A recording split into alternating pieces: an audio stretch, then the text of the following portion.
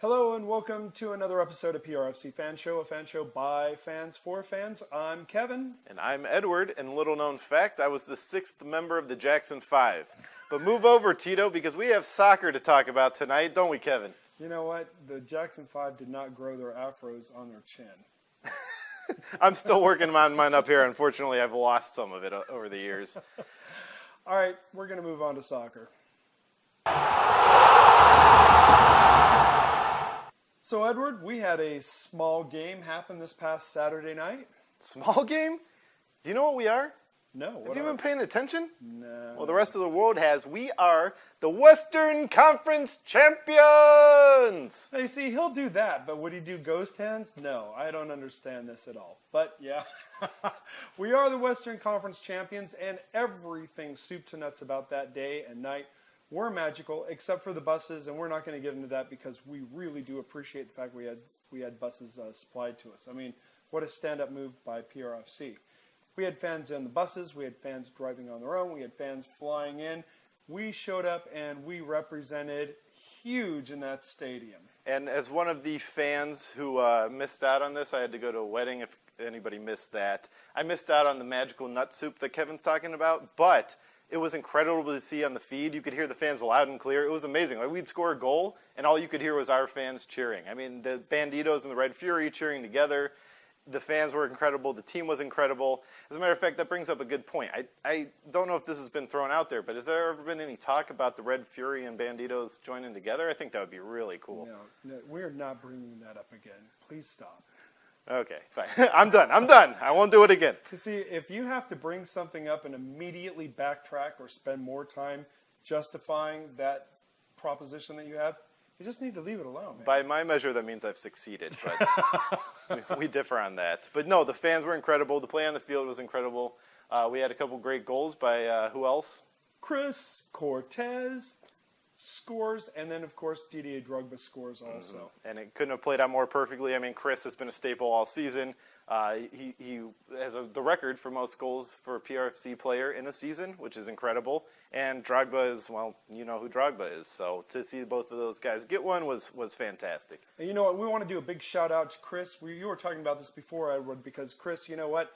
You scored 19 goals so far, and that's not even including the postseason. And from so many different places and added so much to this team. It is a crime that you are not included on team of the year with the USL. Big shout out to Solomon Asante, who was included on that team, because Solomon, that was very, very well deserved. Absolutely, yeah. Solomon's been another staple on the team all year. You know, he's led the team in assists, I believe, and he's has his heart in every single thing that he does. You know, he's up against these guys that are 2 feet taller than him sometimes. You would never know the way that he plays. I mean, he's been phenomenal. He has. And another big shout out to Kevon Lambert, who I think really got shafted on this whole thing too. You know what, Kevon? I still contend you're one of the best midfielders in the USL, maybe even the MLS. Dude, you know how to orchestrate a team. You know how to guide a team. You are awesome. And how to make some mean jerk chicken. That's Frater. They can both do it. Just because he's from Jamaica doesn't mean he can make jerk chicken. Well, I'd eat it if he made it. You'd eat anything. We're done. Not your nut soup. You know, a few weeks ago when all this started, the playoffs started, I was nervous. I'm not going to lie. Not that I don't think we have a good team. We have a team that can beat anybody on the pitch any given day. But, you know, we've struggled against top teams. We had our fair share of challenges. Finally, the Imodium has taken hold. I've been able to get my stomach under control. And, you know, we've seen a different version of this team than we've seen all year during the playoffs.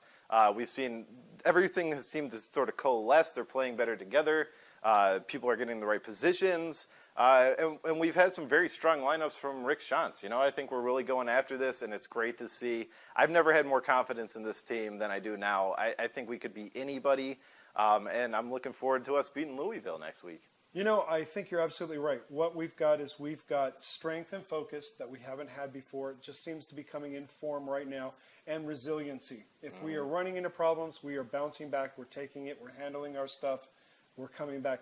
When I see some of these players on the field, especially I use this on Twitter, J.J. Johnson coming down the sideline, you can just see this extra extra step, extra speed, extra determination on his face that wasn't there before. Drogba played like a 25-year-old, Rick Sean said, you know, and he was right.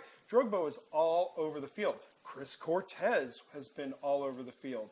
It has been ridiculous. So we are taking it up a notch right when we need to. So let's hope they get really well rested in time for Thursday so they can do it again. And Drogba, honestly, it seems like he's held time still. And as a matter of fact, I think there was a little bit of a story behind that, right? Time standing still with Drogba. Yeah, you know, Drogba post-game, amidst all the confusion and the chaos, and you're going to see it up here on the screen, fans going wild. I found out it was Berkay's son. He had Berkay's son there, and he created this bubble around Berkay's son and turned it into a teaching moment. And I was standing right there. I mean, I heard the whole thing. I'm not going to share what he said, but it was amazing to see Drogba taking a second to teach this young child something amidst all this chaos. That was an important life lesson. So we're seeing all this focus and dedication and passion going on. When the players, after the game, all of them taking turns to hoist the trophy and then going on, and, you know, they could hardly be contained for team photos in the tunnel after the game. And then when they left and we were waiting for interviews with Coach Shantz and Carl Wazinski, they were still in the locker room, of course, just raising all sorts of canes. So we're seeing a lot of energy and good, solid uniformity between the team that we just haven't seen as much of in the past. We're back and we are red hot. You know, as much as there was positive on the PRFC side, I got to say that from the OC side, maybe not so much. You know, I have never seen a group of fans be more aggressive, butthurt, angry, stupid over a game as I have with those OC fans. That's why I didn't go to the game. That's actually the true story, because I spent a week talking shit about them nonstop on Twitter, and I didn't want to catch a brick, you know, to the back of the head. But you called it. You said OC is probably our best rival. I don't know if everybody feels the same way, but I can tell you this: there was a lot of vitriol on the field. There was a lot of confrontation, we'll say, between the fans. But the week prior, it was silence. It was radio silence on their part. Yeah, they had nothing to say. On the other side of that coin, now that we're against Louisville, I was gearing up for Louisville Hate Week, as everybody on Twitter was, and those guys have been super nice and totally took the wind out of our sails. You know, some Come funny. stay at our place. The one thing that they did mention is that if you're going there, you should get a Hep A shot. I'm not sure why they said that, but I would heed that advice because I wouldn't mess around with that. That sounds like some nasty Even the Vegas stuff. guys don't say that to us. Well, they just figured there's not a strong enough immunization in the world to go to Vegas and not get Hep A. You know, but the fans have been great. I think it's going to be a lot of fun over the next couple days, bantering with them and then going to Louisville. And the team is phenomenal. And I think we have it's going to be a great matchup. They're coming in very hot. We're coming in very hot. And it's going to be interesting to see. They score a lot of goals. They have a lot of guys that can shoot, you know, up front and in the midfield. And it's going to be a great matchup. Yeah, I did an interview earlier today with a guy named Taylor Sorrells. He's part of the Coopers, which is the main fan supporter group for Louisville. And first of all, he was a very nice guy, like you said. I mean, you just can't not like the guy. He was great. And we had a great discussion about PRFC, what our strengths, weaknesses are, how Louisville perceives them, and then vice versa, how we think this game might shake out. And honestly, in the end, neither one of us could say decisively, we're going to take this game. It could go either way. The matchups in this game are incredible. From the midfield, Lambert versus Piccolo. It looks like they're going to have, what's his name? Cameron Lancaster. He was training today, supposedly. So, yeah, I mean, good for him, as a person, but as a Phoenix Rising fan. Well, and then there are other people who can attack, from Louisville. So they've got this strong team, but we have a great matchup against them. Our defense is going to have to play better than they've ever played to really keep the ball out of the back of the net. It's going to be a dogfight on the pitch. It's going to be cold.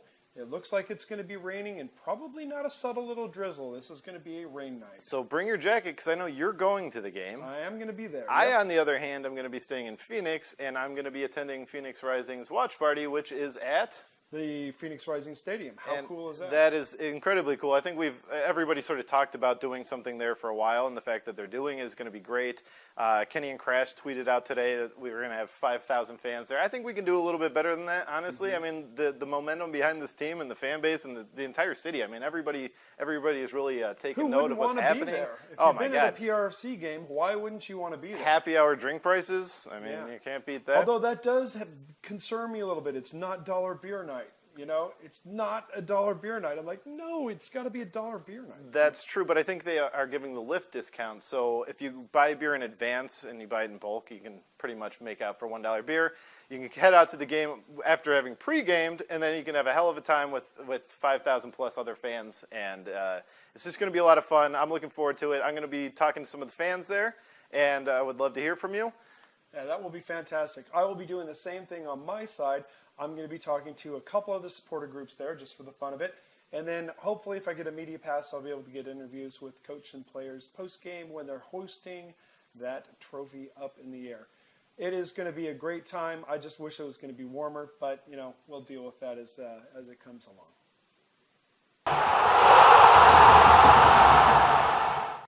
Like I mentioned before, I had an interview with Taylor Searles earlier today. Hang on a second. You had an interview? I was part of it too. No, really, you were just an interruption.